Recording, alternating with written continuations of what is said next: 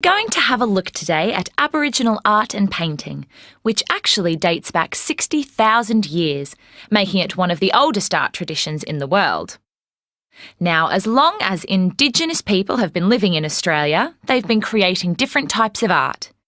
So, let's start by having a look at some examples of ancient art.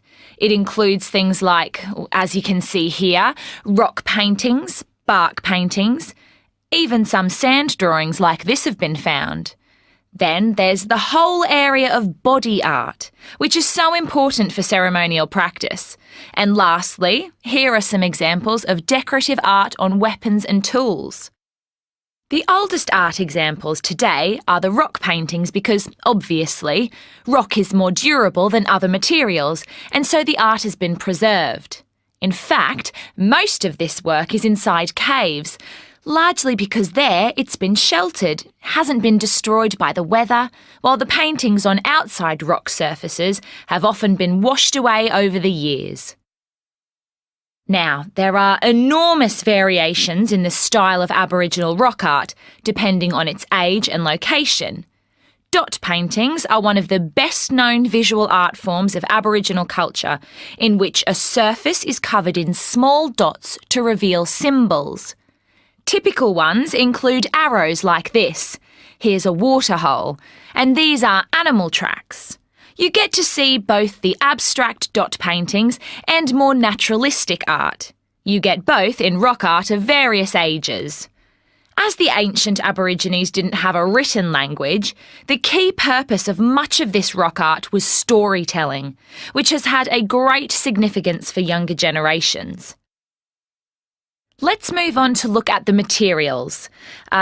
Whatever they were painting, traditionally Aboriginal people all over Australia used pigment, such as ochre, to make paint.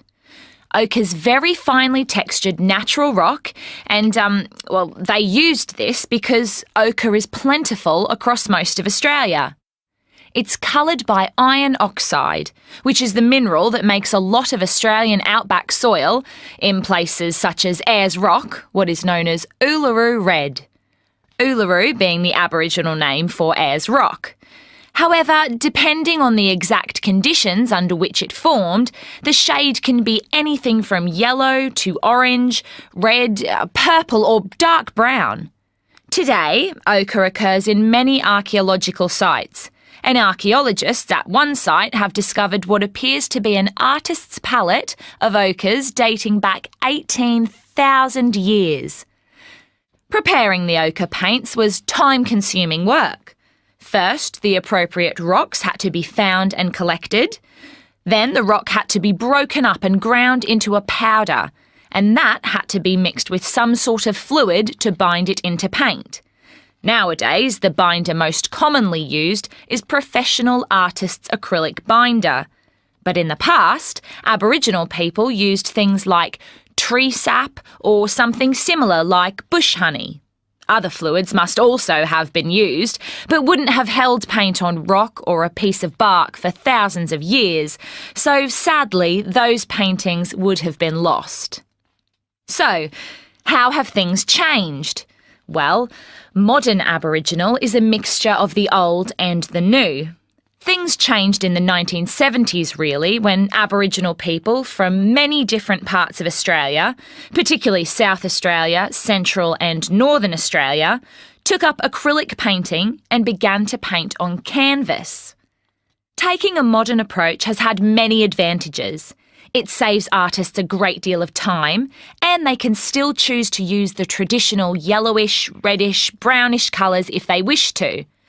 But perhaps the most important fact is that, unlike bark and rock paintings, the modern paintings are easy to sell.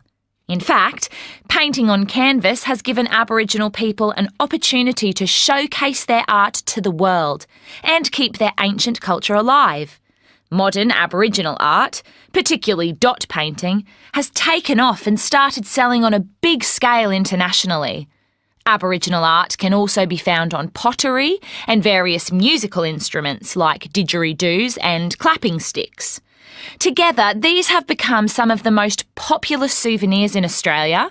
Their artists, like other artists in the world, are now able to earn a living doing something they are passionate about.